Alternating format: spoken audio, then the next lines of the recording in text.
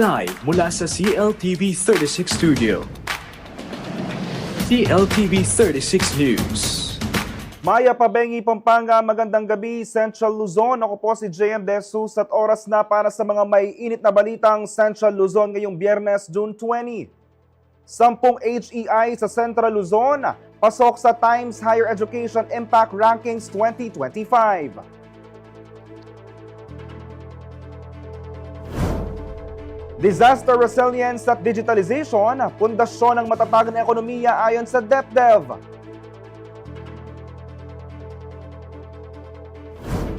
Hybrid Rice Tech, pag-iigtingin ng DA at CLSU ngayong tag-ulan.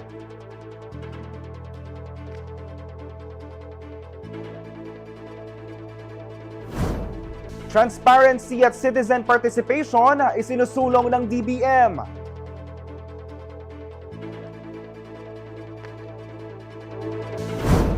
Luxury in motion, Mazda CX-8 rolls into Laos Group auto showrooms.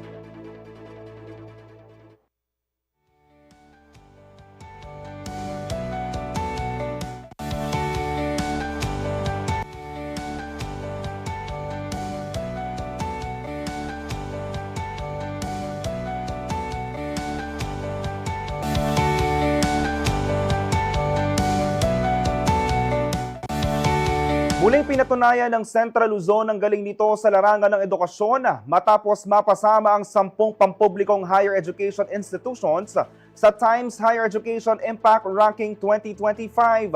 Batay sa social media post ng Commission on Higher Education, Regional Office 3, kabilang sa prestihiyosong listahan ng mga sumusunod na institusyon: Central Luzon State University, Tarlac Agricultural University, Bataan Peninsula State University, Bulacan State University, Don Honorio Ventura State University, Nueva Ecija State University of Science and Technology, Tarlac State University, Gordon College, Mabalacat City College, City College of San Fernando, Pampanga.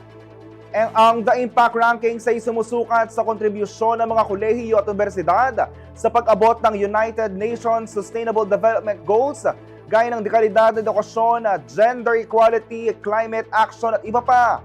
Layunin nitong kilalanin at ipagdiwang ang mga institusyong aktibong nakikibahagi sa pagsusulong ng mas maayos at mas inklusibong mundo. Ngayong taon, higit 2,000 universities mula sa 125 na bansa at teritoryong lumahok sa ranking. Sa bilang na ito, nasa 121 na institusyon sa Pilipinas ang kinilala. Patunay na lumalawak na global recognition pagdating sa kalidad ng edukasyon sa bansa.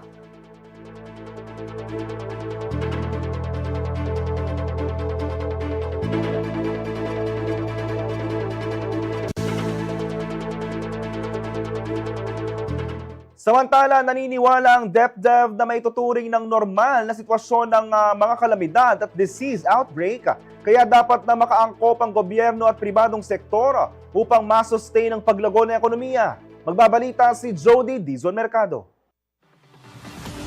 Mahalaga raw ang kahandaan sa kalamidad at paggamit ng digital platforms bilang pundasyon ng isang matatag at maunlad na ekonomiya. Ito ang binigyang diin ng Department of Economy, Planning and Development o DepDev Region 3 sa gitna ng mga hamon dulot ng tumitinding mga sakuna at patuloy na pagbabago sa teknolohiya.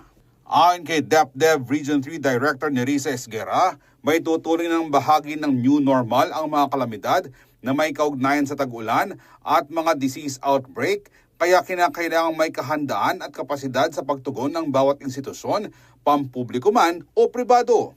Yun yung magdedetermine kung masusustain natin itong growth na ito. At inaasahan naman natin dahil sa pinupush yung digitalization, yung e-commerce, kahit pa bumagyo, kahit pa may kaya natin maibsan yung impact nitong mga disasters na ito. So yung importante talaga yung e-commerce, importante yung digitalization, yung mga services na nag-a-add ng value sa ating mga produkto. Dagdag ni Esguera, kasama raw ang digitalization sa tinatawag na cross-cutting strategy, kung saan kahit walang personal na koneksyon o pisikal na interaksyon, na ipagpapatuloy pa rin ang mga transaksyon. So yung e-commerce na yon, kailangan talagang may platform ka, yung pagbabayad. Actually, kahit yung mga ordinaryong mamamayan tanggap na nila. Madami nang available na channels at platform. Mas kailangan pa lang ng advocacy, lalo na sa mga sellers. So, kaya naman nilang tumanggap ng mga, for example, yung GCash, yung mga Paymaya, yung mga ganoon. Mas madali na ngayon. Nasanay na tayo. Hindi natin nakikitang babalik pa tayo sa dati. Gayunpaman, bagamat bahagi na ng araw-araw na buhay ang e-commerce at digital platform, paalala pa rin ng DepDev na huwag maging kampante at mag-ingat pa rin sa online scam. Yes. Kasi madaming mga scammers, di ba? So, actually, yung nakikita ko rin, may mga protection may mga reminders, di ba? Huwag ibigay ang PIN. Huwag ibigay, maraming mga reminders ang BSP at yung mga ating mga service providers. So, with the help of these reminders, nung mga tagabigay ng mga platform, maiibsan na yung mga security concerns na yon. Samantala, pagpasok ng Burr months at sa pagtatapos ng tag-ulan, inaasahang makakabawi raw ang ekonomiya sa pamamagitan ng mas mataas na consumer spending. Normal trend yun towards the latter part of the year. May mga remittances, may mga nagkakaroon ng panibagong jobs dahil nga may demand for goods and services.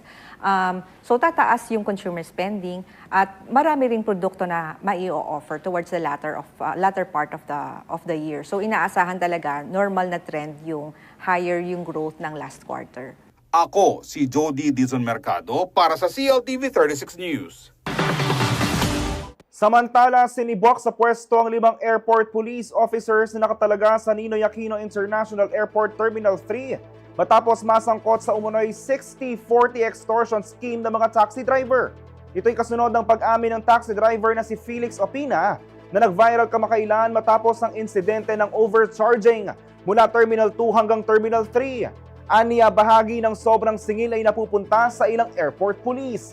Sa kanyang salaysay, sinabi ni Opina na 40% ng kita nila kada biyahe ay sa pilitang napupunta sa mga APO o mga airport police kapalit ng pahintulot na mamasada sa airport kaya napipilitan muna silang magtaas ng pasahe. Dahil dito agad na inatasan ni Transportation Secretary Vince Dizon ang investigasyon sa nasabing scheme at sinibak ang 5 APO na kinikilalang sina APO3 Pablito Senyo, APO2 Roberto Abuela, APO2 Bernardo Agra, APO2 Alejandro Pineda Jr. at APO1 Rodolfo Piedad. Kasalukuyang iniimbestigahan ng Manila International Airport Authority ang insidente bilang bahagi ng mas pinaigting na kampanya kontra katiwalian sa paliparan.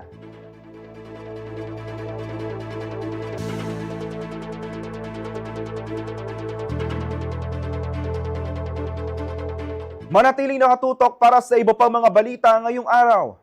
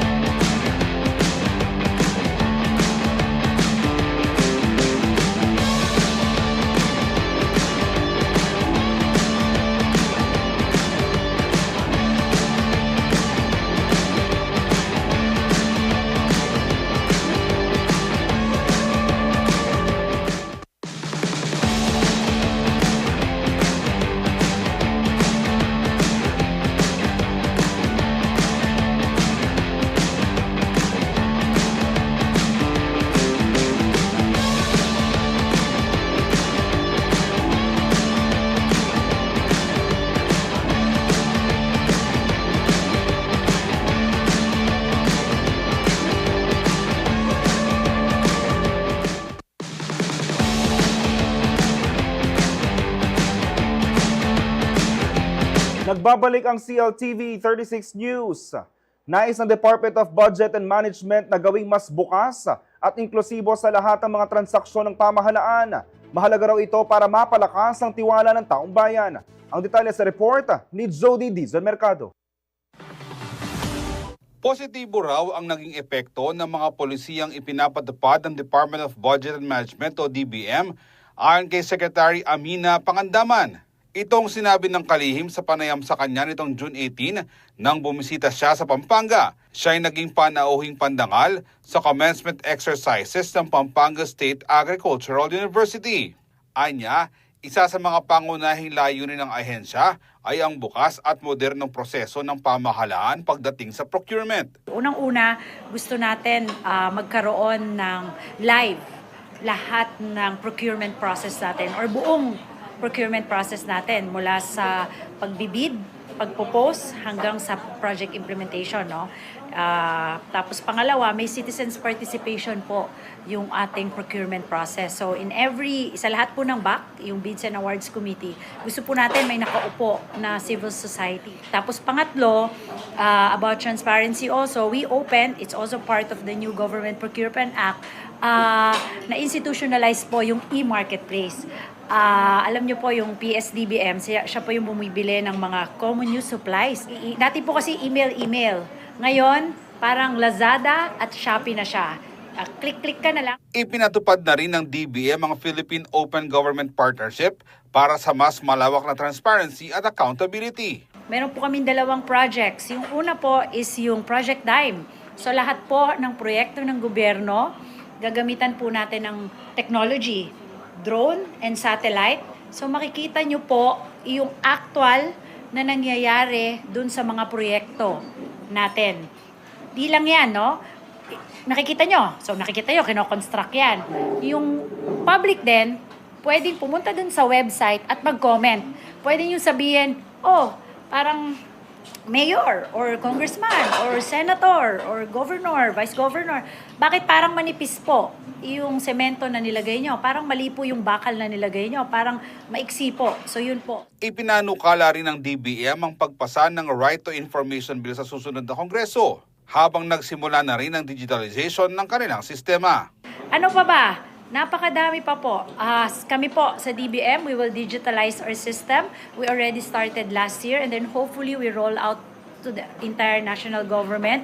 Makikita nyo po, real-time, online, lahat ng government transactions. Kung ano yung proyekto, magkano yung lumabas, magkano yung kung may sukliman, savings, tsaka kung ano yung mga ipoprocure, lahat po yan nasa isang sistema. Lahat po online. Dahil dito, kinilala ang Pilipinas bilang number 1 sa buong Asya sa budget transparency ayon sa kalihim. Samantala, binigyang diin rin ni Pangandaman ang mahalagang papel ng national budget sa paglago ng ekonomiya. Alam po nila yan. Nung nakaraang GDP growth rate natin, no? Ito, magandang example lang to. Our national budget is a little over 20% of our gross domestic product.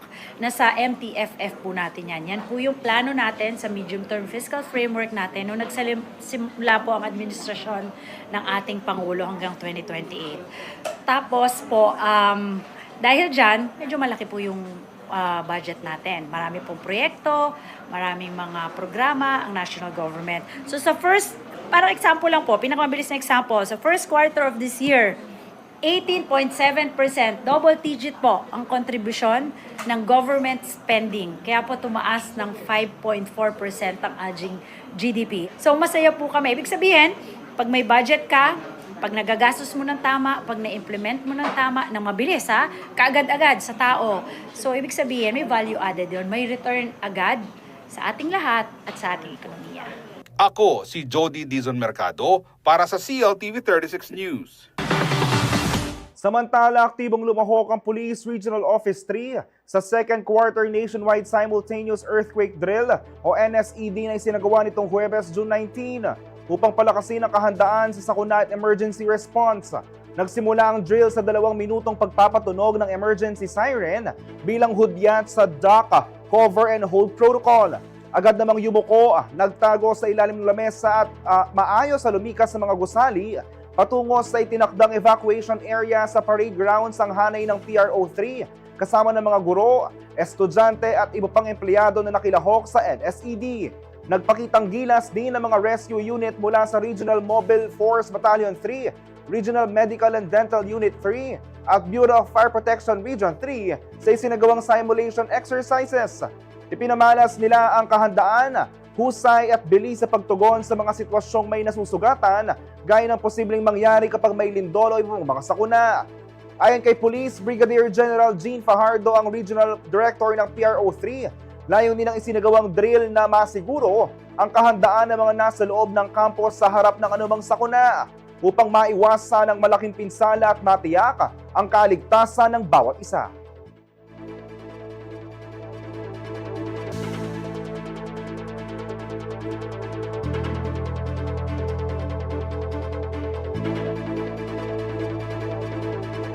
Sa ibang balita, layong paigtingin ng Department of Agriculture Region 3 at Central Luzon State University o CLSU ang hybrid rice technology ngayong tag-ulan. Kaugnay nito, pinangunahan nila ang palay sa komunidad, a hybrid rice derby kung saan nagsama-sama ang mga nangungunang seed company at institusyon itong Lunes, June 17. Parte ng programa ang symbolic ceremonial transplanting ng iba't ibang hybrid rice varieties sa loob ng universidad. Ayon sa CLSU, sa pakikiisa ng partner companies, lalong umuusad at nagiging progresibo ang pagsasaka na makakatulong sa local farmers ng Nueva Ecija upang magkaroon ng mas masaganang ani kahit tag-ulan.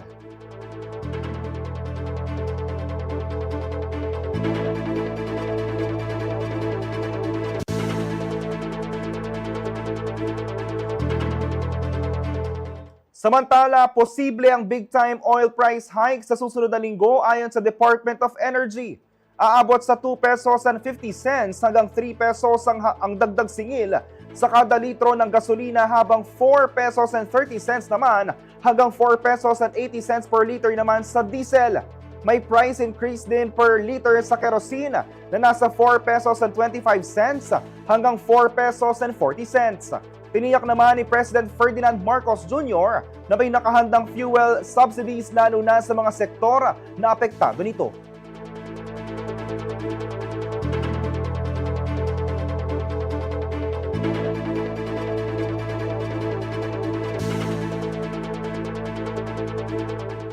Manatiling nakatutok para sa iba pang mga balita ngayong araw.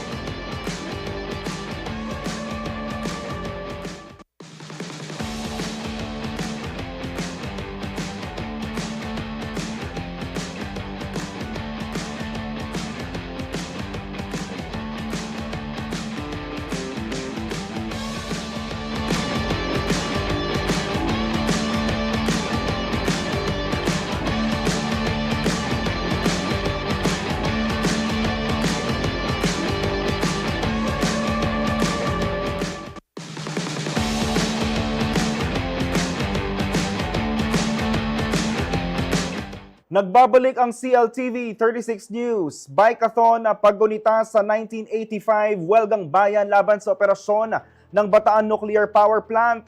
Ano ang naging dahilan na Mama Derek Cabe sa kilos protesta noong Hunyo 20, 1985? By the way, kasama natin ang si Ma'am Derek Cabe na isa sa mga nagiging lumalaban sa Bataan Nuclear Power Plant. Ma'am, ano po ang naging dahilan ng kilos protesta noong June 20, 1985? Ayun, magandang hapon sa inyo. Ngayon nga ay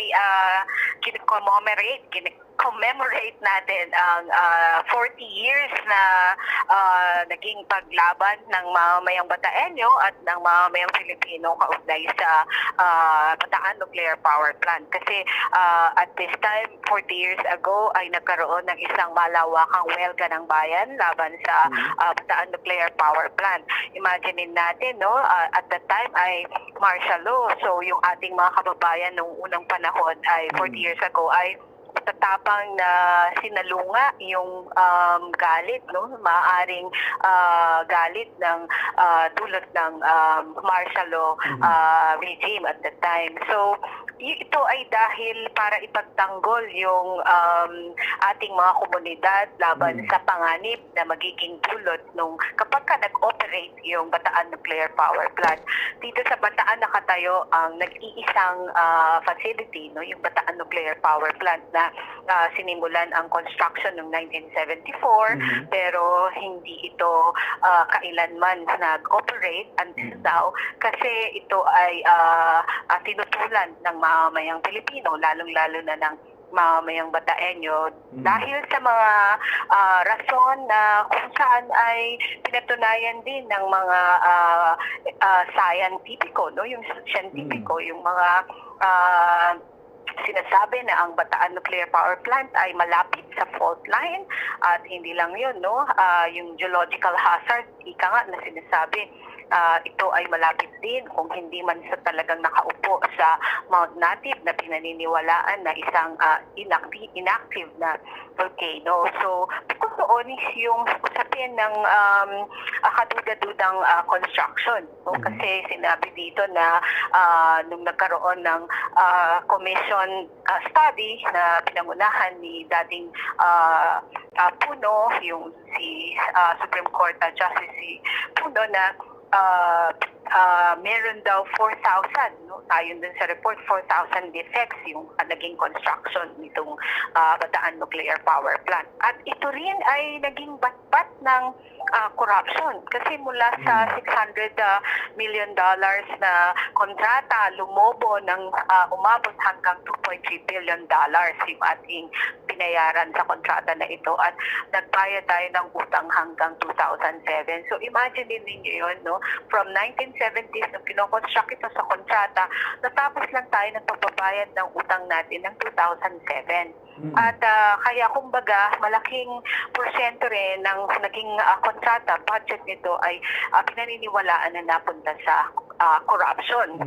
Kaya kumbaga yung substandard na construction nitong facility ay isa ring dahilan kung bakit nangangamba tayo na malaki ang pwedeng maging panganib nito sa ating mamamayan, lalo na sa komunidad. At syempre, yung pinakamalaking dahilan dyan, yung hindi pa nasa-solve na usapin ng radioactive waste, Saan itatapon itong radioactive waste material na maaaring siyang mag-contaminate sa ating kalupaan, sa ating katubigan, at magkaroon ng public health issue. Malaking banta sa ating kalusugan, hindi lamang sa ating kalikasan, kundi sa ating kalusugan.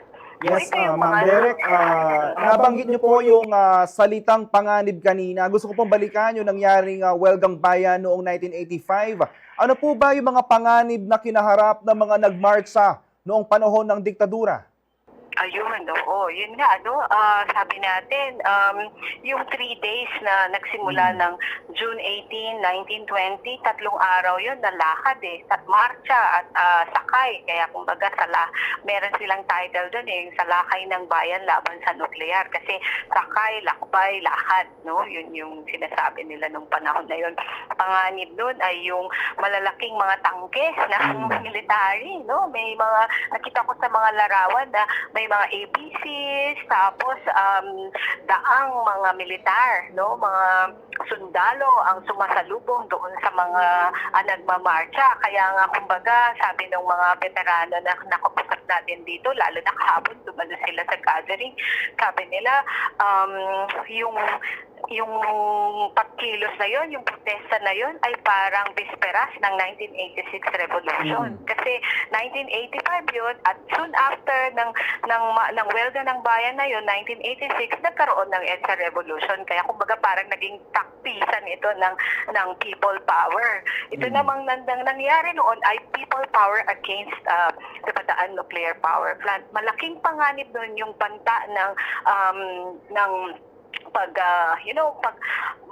malawakang paglabag sa karapatang pantao. Kasi bago pa yung welga ng bayan na ganap, maraming kami na dokumento din na mga human rights violations like torture, mga hinuling, mga lumalaban sa planta, no, mga nakulong, mga pinatay, no, at may iba pa na hanggang sa ngayon ay nawawala pa at hindi pa rin nakikita. So, itong mga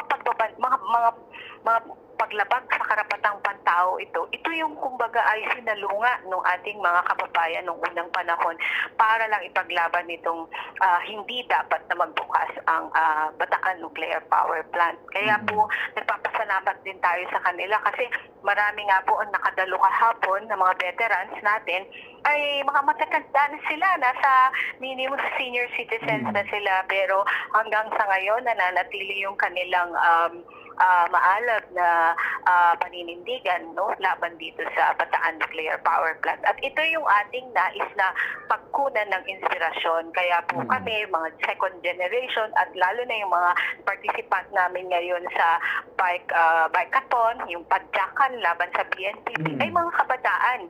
Kaya kumbaga, yung intergenerational aspect ng pakikipaka, ng paglaban, no? Kumbaga, usapin ito ng hindi lamang iisang henerasyon. Kumbaga, yung dumudugtong na henerasyon ng nakikilaban, nakikipaka, para ipagtanggol ang ating mga komunidad, ang ating kalikasan, ang ating lalawigan, laban sa isang mapanganib, no, na source ng energy. Kasi meron namang dapat na alternative, no? Meron namang ibang paraan para magkaroon tayo ng enerhiya. Of course, gusto rin natin ng enerhiya, no? Hindi dahil sa tumututol tayo sa BNPP, ayaw na ba namin ng kuryente? Hindi totoo 'yon. Isang fake news, misinformation 'yun. Kasi Yes, gusto Ma'am rin natin Derek. ang source of energy. Tanong ko lang po kasi nangyari itong welga ng bayan 1985 and it's been 40 years ang nakalipas at hanggang ngayon malinaw pa din na usapin pa rin itong pagbubukas ulit ng BNPP. Pero ngayon po sa panahon ngayon, paano ninyo tinutugunan bukod dito sa ating bikeathon o paano tinutugunan ng mga pro-nuclear na panukala sa Kongreso? Oo.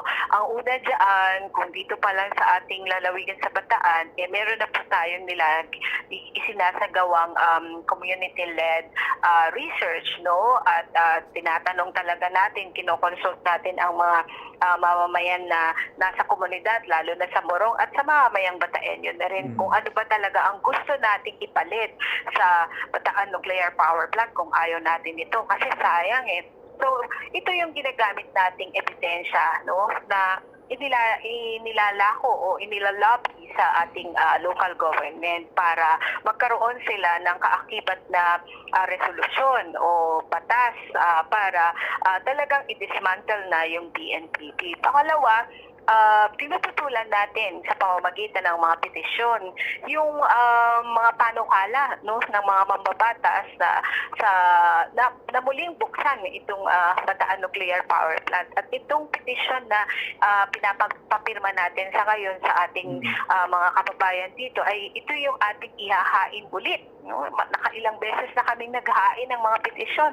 Ihahain natin ulit kahit pa ilang beses yan para mapakinggan, para matinig, no, ang boses ng mga mamamayang Bataenyo kaugnay dito sa Bataan Nuclear Power Plant. Kasi kami na, yung mga mamamayang Bataenyo naman talaga ang dapat na pinakikinggan dito sa usapin na ito. Pangatlo ay naglulunsad kami ng education at saka awareness, no, lalong-lalo na sa ating mga kababayan at mga kabataan, kasi marami sa kanila ay maaaring nagiging biktima ng mga misinformation, kaya kino-combat natin itong misinformation na ito, yung mga maling impormasyon na kumakalat na kesyo magmumura raw ang kuryente, kesyo uunlad ang ating bayan. So itong mga naratibo na ito, itong mga sinasabi na magiging epekto ng DNPT kapag binuksan, ito yung ating sinasagot sa pamamagitan ng edukasyon, lalo na sa mga kabataan ngayon. Okay po, maraming salamat po, Ma'am Derek Cabe, at naway nabigyan po namin kayo ng pagkakataon upang ipaliwanag ng mas maayos ano nga ba ang magiging epekto ng muling pagbubukas ng Bataan Nuclear Power Plant. Maraming salamat po, Ma'am Derek. Maraming salamat din sa inyo sa pagkakataon, sa uulitin. Okay. Sa ibang balita, ramdam daw ni Cardinal Pablo Virgilio David ang bigat ng responsibilidad na nakaatang sa kanilang napiling Santo Papa. Kaya naman daw handa raw tumalima ang kardinal sa oras na bigyan siya ng tungkulin ni Pope Leo XIV. Narito ang report ni Jody Dizon Mercado.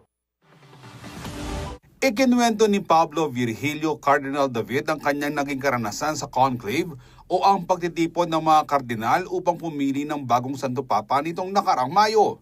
Sa kanyang mensahe matapos matanggap ang honorary scholastica nitong June 14, nilinaw niyang malayo ang tunay na proseso ng pagpili ng Santo Papa kumpara sa nakikita sa mga pelikula. The conclave was a retreat. It was all done in silence and in prayer and discernment. And I saw with my own eyes as the votes for Pope Leo started to mount, and as soon as he got 89, because that was already the number 2/3, we automatically stood up to give him a standing ovation, but he remained seated until the Dean of the Cardinals said, "Please, everyone sit down. We have not finished counting yet." And so we had to finish counting. And as soon as we finally finished the counting, we stood up in ovation, standing ovation again. And this time, Cardinal Chito Tagle, who was seated next to him, I cannot reveal to you some some secrets there, no? But he pulled him up and then gave him a standing ovation. Sa katunayan, bago pa ang formal na botohan, tila may pahiwatig na raw ang mga kardinal kung sino ang itatalaga bilang susunod na Santo Papa. And believe it or not, even before the conclave actually happened, the cardinals were already saying in the hall, "We know that the Holy Spirit has already chosen the next Pope, but we do not yet know who he is. And he is already here. He is one of us, 133, he said. And you are listening to us, whoever you are.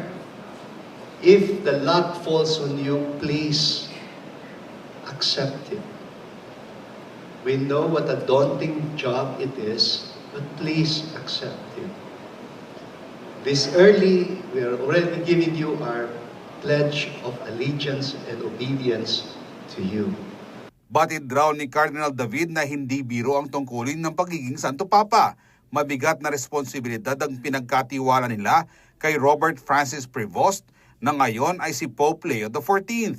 But suffice it to say that nobody in his right mind would ever ambition to become a pope.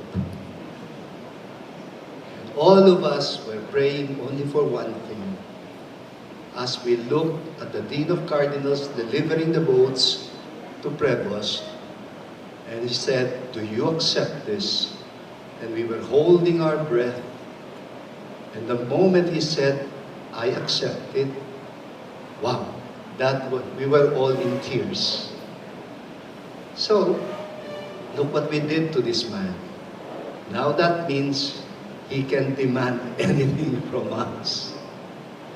And so if he says, I will need your help for this or need your help for that, nobody will have the heart to say no to him. Bunsod nito, handa raw niyang tulungan at suportahan ang Santo Papa. Sa katunayan, muli siyang babalik sa Roma bago magtapos ang Hunyo para dumalo sa isang mahalagang pagpupulong. Because he means to sustain the momentum built by Pope Francis on building a synodal church and mission. I would like you to please pray for Pope Leo and pray for us so that we can really support his papacy as we now participate in the governance of the universal church. And I do not know why, the Lord of all people chose me to be part of this huge responsibility. But like Pope Leo, we bow in obedience and say, well, the Lord's will be done. Ako si Jody Dizon Mercado para sa CLTV 36 News.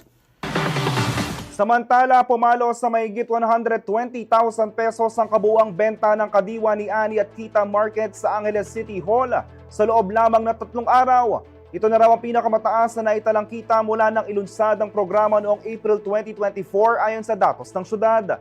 Sa unang araw ng aktibidad, nakapagtala ng nasa 69,000 mahigit na benta at mahigit 56,000 pesos naman sa ikalawang araw.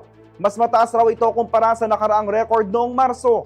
Tampok sa Kadiwa Market ang mga produktong inani at inihanda ng mga lokal na magsasaka at mga item mula sa Pangbato, kabilang ang sariwang prutas, gulay at iba pang abot kayang bilihin.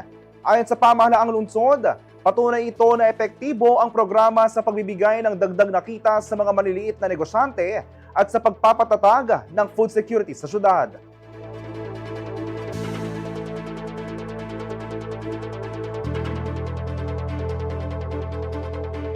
Manatiling nakatutok para sa iba pang mga balita ngayong araw.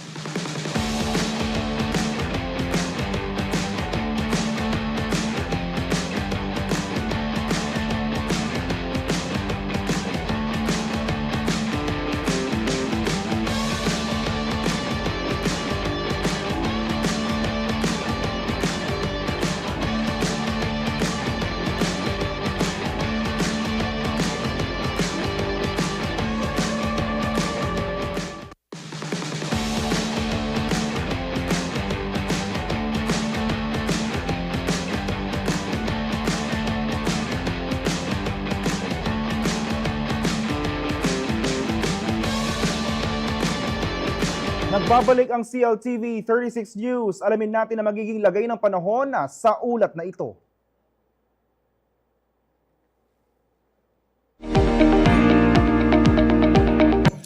Ito po ang pagtaya ng panahon sa susunod na 24 oras, ngayong araw ng Biyernes, weekend, June 20, 2025. Intertropical convergence po ang patuloy na nakakaapekto sa Mindanao, kasama po ang Palawan.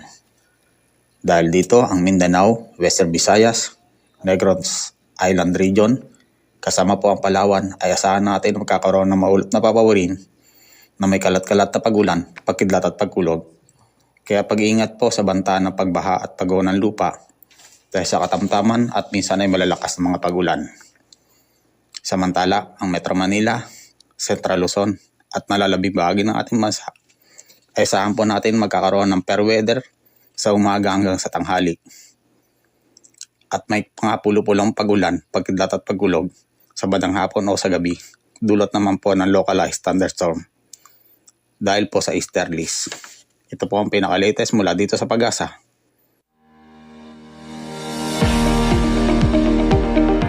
Sa ibang balita, naging masaya at makabuluhan ang pagsisimula ng Novena Mass para sa nalalapit na kapistahan ni St. Peter the Apostle o Apong Iru sa Apalit, Pampanga nitong Huwebes, June 19. Bago ang misa, ipinirosisyon muna ang novenaryo image ni Apong Iru at ang imahe ni St. Paul the Apostle o Apong Ambu.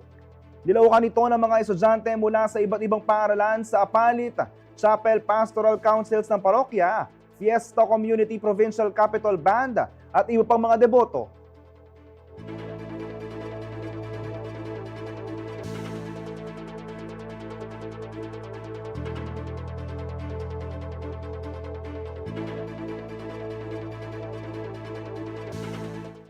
Samantala, ibinida sa 8th season ng Somebody Feed the Phil sa Netflix ang masarap at makulay na mundo ng pagkaing Pinoy.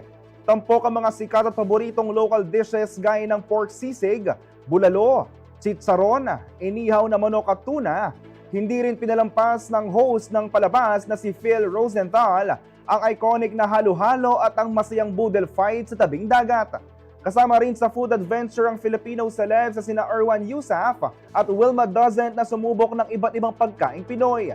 Sa episode, ipinakita rin ang pagkikipagkwentuhan ni Phil sa mga jeepney driver, pagtikim ng street food at pagbisita sa isang Spanish restaurant sa Tagaytay. Sa isang Instagram post, nagpasalamat si Yusaf sa chance na maging bahagi ng serye. Aniya, isang malaking karangalan na may pakilala sa buong mundo ang pagkaing Pinoy. Samantala, nag-post din si Wilma Dazan sa social media sa sobrang kilig at tuwa dahil bukod sa na-feature ang pagkaing Pilipino sa isang international show ay naging bahagi rin siya ng episode.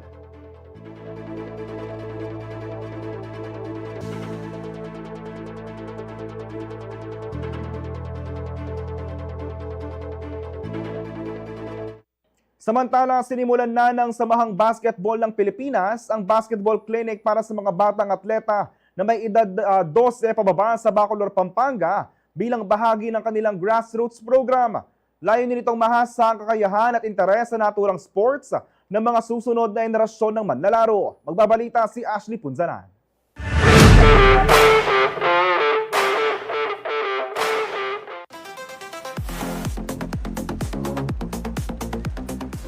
Sa murang edad pa lamang, hinuhubog na ng Samahang Basketball ng Pilipinas o SBP ang puso at kakayahan ng mga batang Pilipino upang maging handa ang mga ito sa mas malalaking oportunidad sa sports na basketball. Kaya naman isang basketball clinic ang isinagawa ng SBP para sa mga kabataang may edad 12 pababa sa Bacolor Mini Convention Center, Bacolor, Pampanga nitong Biyernes, June 20. Bahagi ito ng kanilang grassroots program, Player Identification and Development, na layong maghatid ng extensive nationwide training system sa mga susunod na henerasyon ng pambansang atleta. Can start them young. Bata pa lang sila, marunong ng basic fundamentals of basketball already. So, para mas madali sa kanila, when they join a organized varsity team in high school or college. Humigit kumulang 6 na pong aspiring young basketball players mula sa 7 probinsya ng Central Luzon ang lumahok sa basketball clinic. Ayon sa dating basketball player at regional director ng SBP na si Hill Cortez, ang programa ay isang paraan upang mabigyan ng tamang gabay at inspirasyon ang mga kabataang nais pasukin ang naturang sports. It is one way of giving. The federation of the SBP is one way of giving to the youth, especially dito sa region natin. Actually, itong program ito ginagawa all over the Philippines. No? This is the 11th stop of the SBP Grassroots Program. Para sa Region 3 leg ng programa, napili ang Bacolor bilang lugar ng aktibidad dahil sa suporta ng LGU. Bago magsimula, bumisita muna ang grupo kay Bacolor Mayor Eduardo D. Mandatu upang magpahayag ng pasasalamat sa kanilang pakikipagtulungan. As a matter of fact, I've been pushing for that to have a memorandum of agreement not only with DepEd and CHED, also with the DILG. Kasi pag meron kang activity, gaya niya dito ngayon, nakakatulong yung mga LGU. That's why I visited my good friend, si Mayor de Mandatu, dahil nakakatulong siya in a way na napapahiram niya yung venue niya sa atin at saka yung mga other facilities and other yung mga kakailanganan namin. Suportado daw ng Bacolor LGU ang programang handog para sa mga kabataang nangangarap na maging atleta. Pilipinas, napakahalaga po. They inspire our youth. Pinibigyan ng pag-asa yung ating kabataan na mahilig sa basketball na umangat at mangarap. Lagi raw bukas ang kanilang pintuan sa mga proyektong makakatulong sa ikabubuti ng kabataan. Samantala, pangunahing tagapagsanay sa basketball clinic si Coach Norman Black, Program Director ng SBP, na nagturo ng mga basic fundamental skills ng basketball. But today our focus is basically on the fundamentals of the game, the dribbling, the passing, shooting, and footwork, those areas of the game of basketball. Most of these kids are young, so we're just trying to start them off with learning the fundamentals first. Bilang isang veteranong atleta at coach, nais ni Coach Black na makatulong sa paghubog ng mga pangarap ng kabataan sa pamamagitan ng pagbabahagi ng kanyang karanasan at kaalaman. Well, I'm getting a little bit older now. I've had a long coaching career. I've coached in the PBA for 40-some years.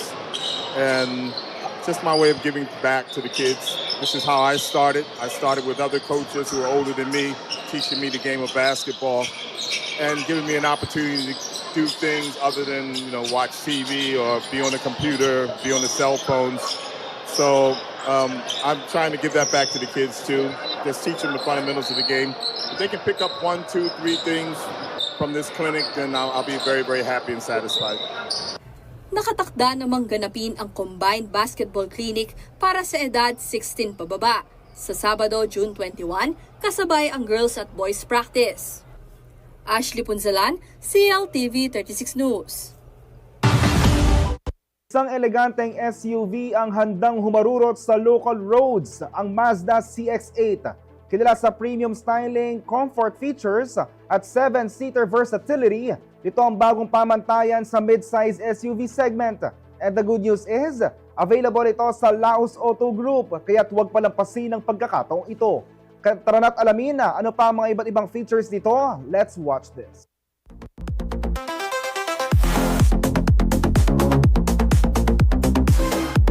I'm Hermie Intal, bali ako yung sales manager dito sa Mazda Pampanga.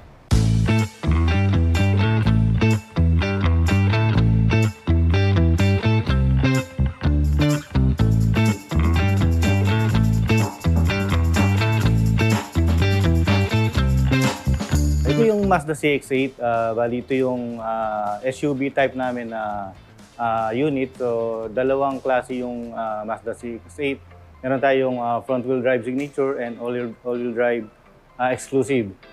So yung engine niya, nasa 2.5 liter engine with 187 horsepower and 252 torque.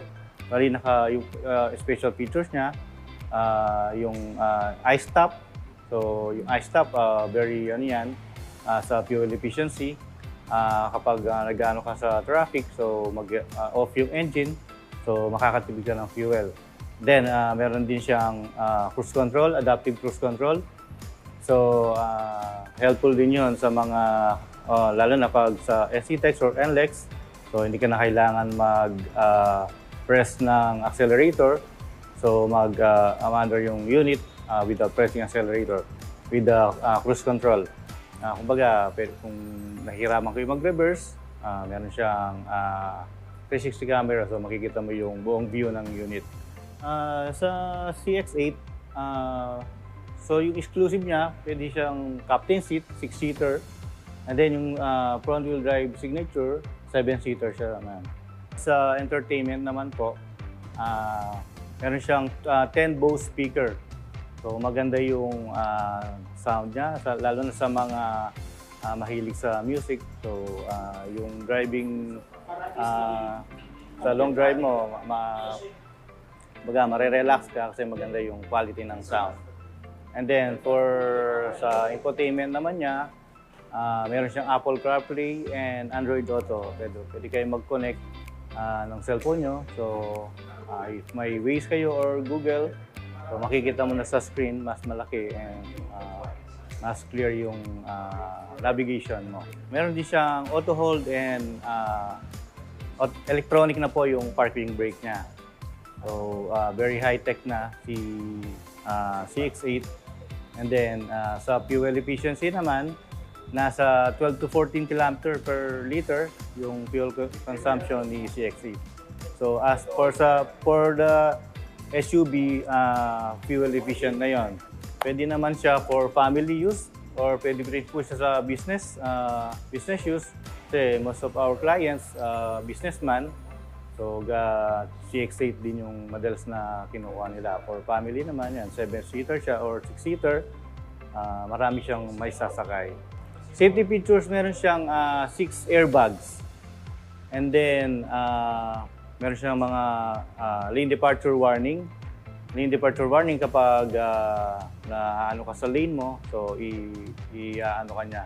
i-warning ka niya para makabalik ka sa lane mo. Or meron din siyang lane keep assist para at least meron kang guide kapag inaantok ka, medyo i-warning ka rin ng steering wheel.